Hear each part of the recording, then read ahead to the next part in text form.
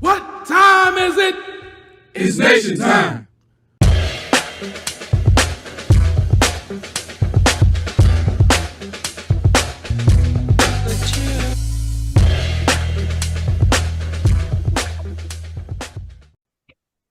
You know, as I reflected on the presentation, and I heard concepts like God as a cosmic genie, uh, it reminded me of the idea and the attraction of prosperity ministries and mega churches, which uh, seem to preach or sell you on the idea that if you come and be a part of this, you can be rich, or in this idea of abundant life being based on things. So, and I think a lot of us, that's attractive to a lot of us, even though I think you make the point that it really does not serve us. Well, it doesn't serve us because it's not true. It's a manifestation of a individualistic people in a capitalist society.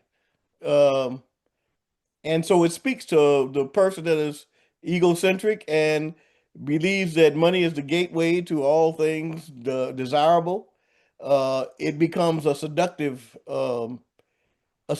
message for the simple-minded, but it is really a fallacy, and it's a dangerous fallacy because it actually works in contradiction to the spiritual development of a human being.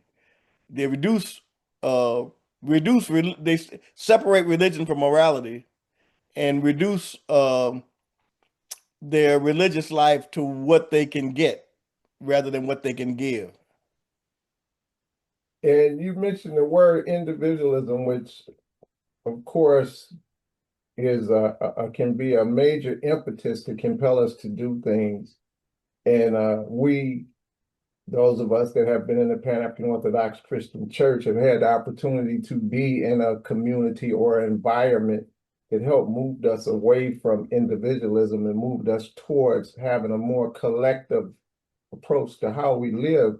But how and why do you think, or I think maybe I should say, it's very difficult today to get people to embrace these ideas? If you turn on Joe Osteen or whoever, maybe I shouldn't mention names, uh, there's hundreds of thousands of people there chasing something that, uh, according to what the presentation says, is, my word, elusive to us. It really doesn't work for us.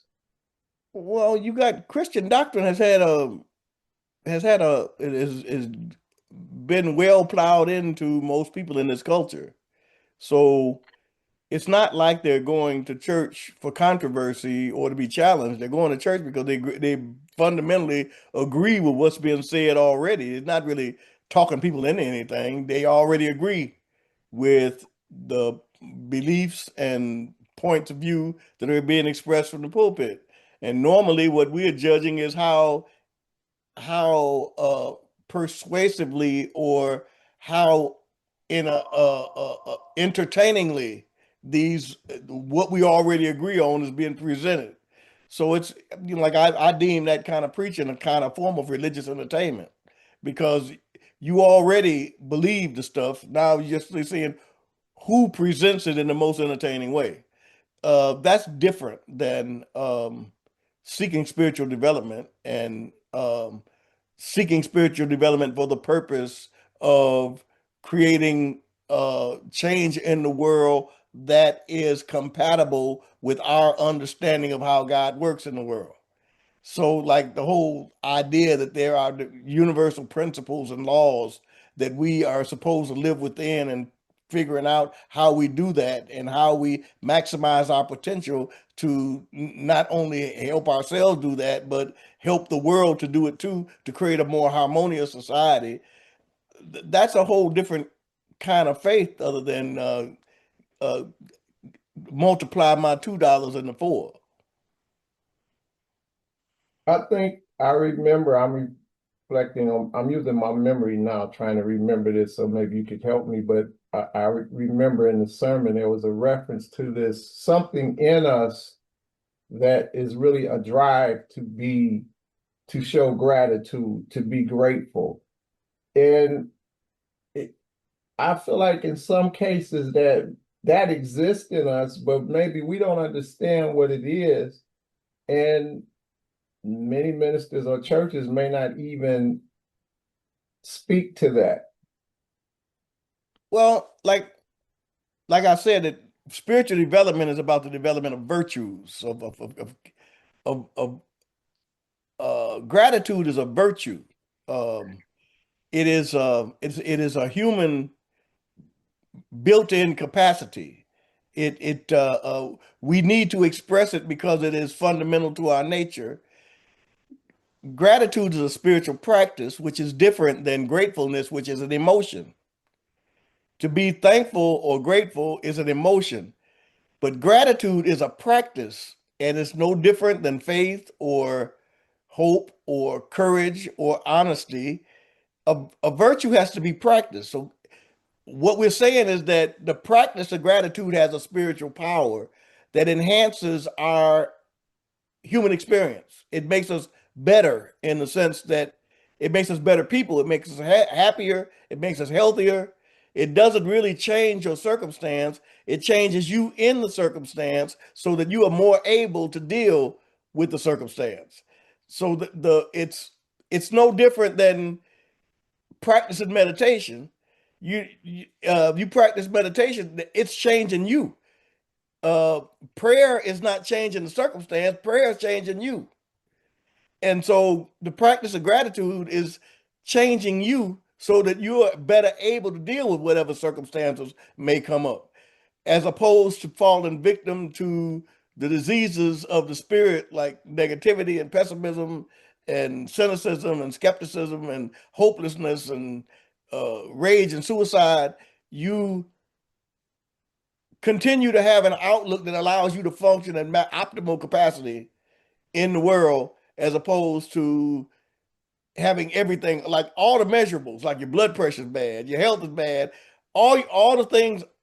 Gratitude enhances all of that, not just your state of body, your state of mind, your state of spirit. So gratitude has to be looked at as a practice that has to be cultivated intentionally and regularly in order to enhance the quality of our lives. It's like eating good food as opposed to a fast food diet. Over time, the fast food diet is going to have deleterious effects on your health. Um, Eating good food is going to not change you, but it's going to help you be better in the circumstance that you're in. So that word change, I think, is so significant. And as you uh, kind of give more clarity to the idea of gratitude, I think about uh, shifting to be somebody that maybe doesn't work out and moving to the point where, okay, I'm going to work out because I need to work out because it's going to be better for me. So I guess where I'm going is, what about the difficulty of understanding a need to change or wanting to change? Because in kind of what I see in the presentation is uh, uh, a challenge or invitation for people to change how they see things or to change how they operate. How do we, or how do I change to even understand? And you lay out the benefits.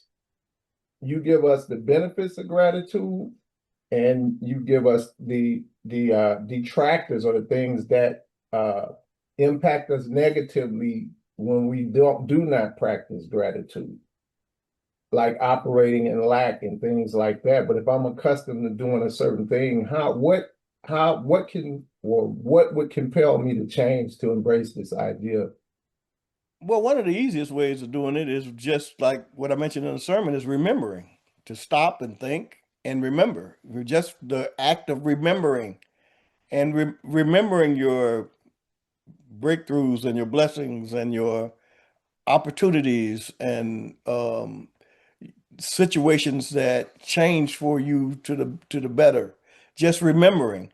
But also there is like just being more aware. There's like journaling, just write down three things every day that you're grateful for. Or start your day off every day with noticing three things I'm grateful for.